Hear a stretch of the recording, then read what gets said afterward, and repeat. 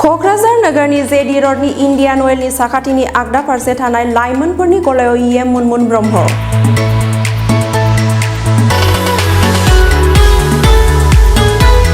बिस्थिबारनि मोनाबिलि समाव इएम मुनमुन ब्रह्मआ लाइमोनफोरनि गलायाव फैनानै आथिखालनि लाइमोनफोरा गावखौ गसंथानो थाखाय बेफोर खामानिफोरखौ थांखि लानानै सिगांबोनायखौ बाख्नायदों आरो गलानि जाग्रा आदारखौ जानानै गोथाव मोनदों होनना फोरमायदों इएम मुनमुन ब्रह्मआ। बेजों लोगोसे फोरमायदों दि क'क्राझार सहरखौ समायना खालामनायनि खामानि लागोन होनना।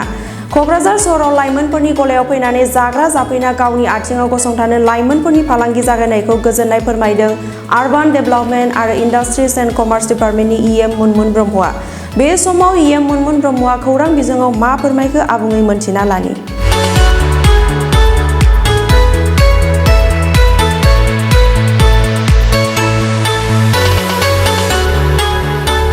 बिराद गोजोनथाव बाथ्रा आरो इनिशिएटिभ जोंनि जुबक समाजा दिनै गावखौ आर्निंनि मोनसे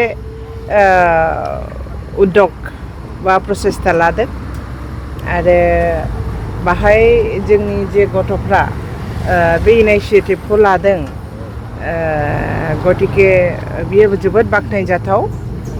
दिनै जेडी रडनि गेजेराव बिसोरो दिनै गावनि एन्टारप्रिनारशिपखौ मोनसे आगानसे आगायनानै आगान सुरनाय बादि आं अनुभब खालामदों आरो क'क्राझारनि आरबान बिटिसि आरबान इएम हिसाबै आङो बिथांमोननि लुगैनाय बादियै बिथांमोननि खावलायनाय बादियै आङो बिथांमोननि दरखङाव फैनानै बिथांमोननि बे स्टलाव फैनानै आङो जि जादों जानायाबो बिराद गोथावै खालामदों। भेरि इन्थुजियास्टिक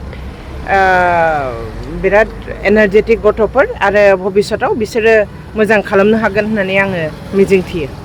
जों इनिशिएटिभ लागोन इतिमध्ये जोङो जुबकफोरखौ उद्यमी खालामनो थाखाय जोंनि बिटिसि सरकारा श्रीजुत हाग्रामा महिलारिनि एम्बिशियास माखासे फ्लेगशिप इनिशिएटिभ इयुथफोरनो माबा खालामनानै जानो थाखाय एन्टारप्रिनारेल मोनसे आइडियाखौ कनसेप्टखौ एक्चुवेलाइजेसन खालामनायनि प्रथम गिबि आगानखौ जाहाथे बिथांमोना सुरजेननो हायो दा बे हिसाबै जोङो इतिमध्ये समष्टि वाइजआव जोङो 100 जन गथ'फोरखौ जोङो उद्यमिता खालामनो थाखाय जोङो फालांगि खालामनानै जानो थाखाय गावनि आथिङाव गसंनानै माखासे खामानि मावनो कनफिडेन्ट मोननो थाखाय जोङो 2 लाख थाखाबो अनसुंथाइ जोङो इतिमध्ये जोङो होखांबाय आरो होगासिनो दङ आरो आङो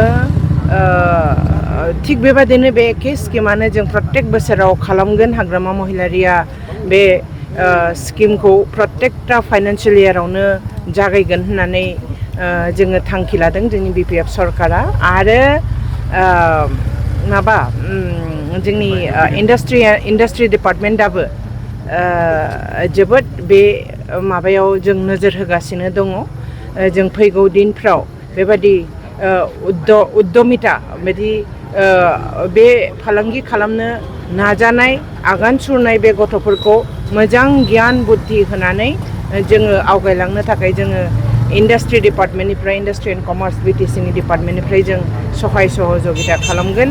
नैबे फाइनान्सियेल इयारा जोङो एल'केसन जानायनि लगे लगे आरोबाव सुबुं गथ' सेंग्रासाफोरखौ सिख्लासाफोरखौ जुबक समाजखौ जों हेफाजाब होनानै बेबादिनो गावनि आथिङाव गसंथाय होनो थाखाय जोंनि जे इनिशिएटिभ जे जोंनि थांखि बेखौ जों जागायगोन।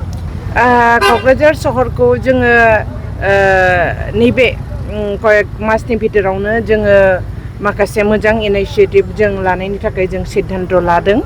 जेडी रड आरो क'क्राझाराव आरोबाव बेबादिनो इयुथफोरनि थाखाय फालांगियारिफोरनि थाखाय आरो क'क्राझारनि सिटिजेन एज ए होल सिटिजेननि थाखाय जोङो गौरां रिभार बेंक मोनसे डेभेलप खालामनायनि लोगो लोगो जोङो